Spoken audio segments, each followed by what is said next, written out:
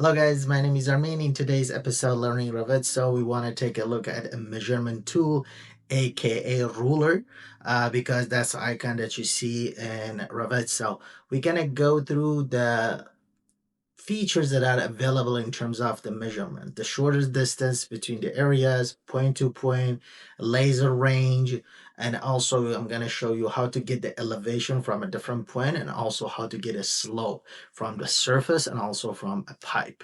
This is a very good feature that I really like in Revizto, and I think it's going to help you guys when you do your coordination.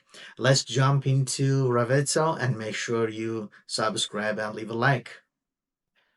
In today's episode, Learning Revizto, we're going to take a look at measuring tool. This is a very useful tool.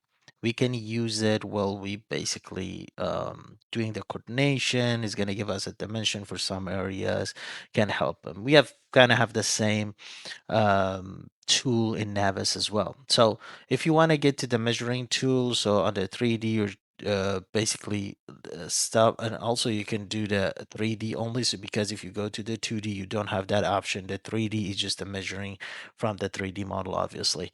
So you have to be in 3D. You go right here. It looks like a ruler. You can click on it, or you can hold Control and M. You can see it on the screen. So as soon as I click on it, it's going to open up a new bar for me. So the first one on right, it's all the units that are available in a model. So if your model is only in meters or millimeters, you don't see feet or inches. So if it comes in feet or inch or feet only, you don't have any other options. So this model that I'm using has these units coming from the source and origin. That's why I have access to all of them. So you can select any of those easily and you'll be able to select those units. The next one right here is an issue. So if you want to create an issue directly with this ruler or with this measurement and you want to attach it to your ruler, you basically click on this. So if you can see, as I click on this, it's going to turn into an issue. I can create an issue over here. I can put all the markups and whatever I want, and I can basically just save it in my issue log. So let me just disregard this. This is gonna be the actual color. So this one, I can select a different color. You guys can see basically the color is gonna change based on this. You can kind of select whatever you feel like, and it's be a little bit different with all the colors that you have in your project. So let me just stick with this. The first one that is turned on right here by default is a laser range. It means if I grab this hold and put it anywhere, it's gonna shoot as a laser to a different area. And at the bottom, you can see it's gonna give me the X, Y, and Z. So basically, it's gonna shoot to a different point. If I want to do it, it's gonna be the closest area, and I'm moving my mouse to a different area. Shoot. I never use it. It's kind of hard for me to exactly snap to the area that I want to use for the shooting. But if you want to do a really quick measurement between two surfaces, you can easily can use this. So I can move it. You can see basically it snaps to the building and the floor and the area, and it's gonna give me all the X, Y, and Z. The next one, if I can go, if you want to be a little bit more accurate, which is the one that I like, point to point. So if I click on the point to point, I can grab this corner and then you can see it's gonna snap to the corners. Let me just snap to this. And then I grab this side and let me snap to this area. So right now it's gonna give me X and Y and Z, basically the elevation between the 2 points, and plus there is going to be a little button in the middle. So what this one it does, you can turn this into a perpendicular or you can use it into a parallel the measurement. So I grab it, you can see it's kind of move right now, right? So I'm going to just move it here, let's say. It's gonna give me the actual uh like a perpendicular or the elevation. I can kind of move it over here to the wall. It's gonna give me the size. Okay. So this one is basically a good tool if you have between 2 points and you want to make sure, because sometimes when it's in the screen, you won't be able to do it. But the good thing is you can grab that middle point and make sure you kind of snap into exact locations. Plus, there is a new kind of feature right there in the middle. If I go to the info, you can see is you can get the middle handle and you can select perpendicular or go back to the regular or basically get parallel measurement. So I can click on this. You guys can see it's basically move changes. So this is a regular one that we know. So if I go to perpendicular, it's exactly that's what it shows. If I go to parallel, it's gonna show this basically. But the thing is, if you want to do a certain location, you have to grab it, right? You have to grab it and put it in those areas. So if I go back to the regular, if I do, let's say, this perpendicular, it's gonna show it this way.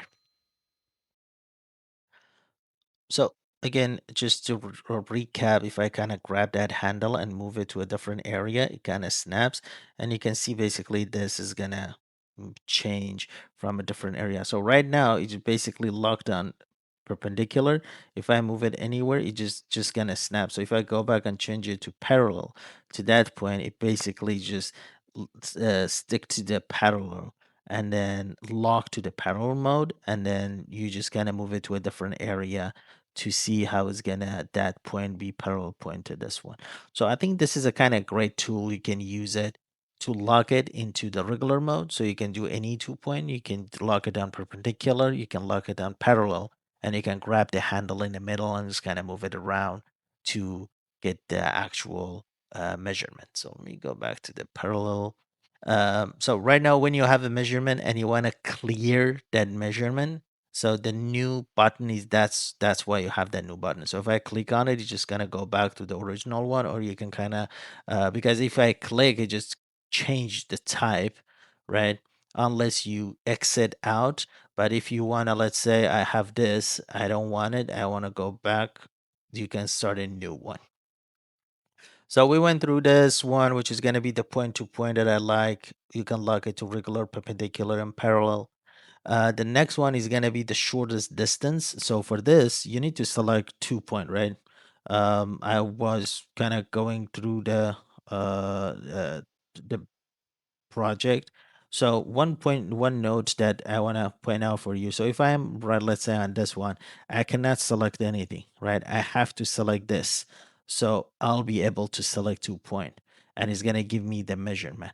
But if you are on this mode or this mode and you want to keep selecting item to get the minimum distance between two elements or let's say two pipes, you won't be able to do you must go to the minimum, which is the shortest distance between the two elements, and it's going to allow you to select those, and it's going to give you the measurements between those two kind of elements for the getting the minimum distance.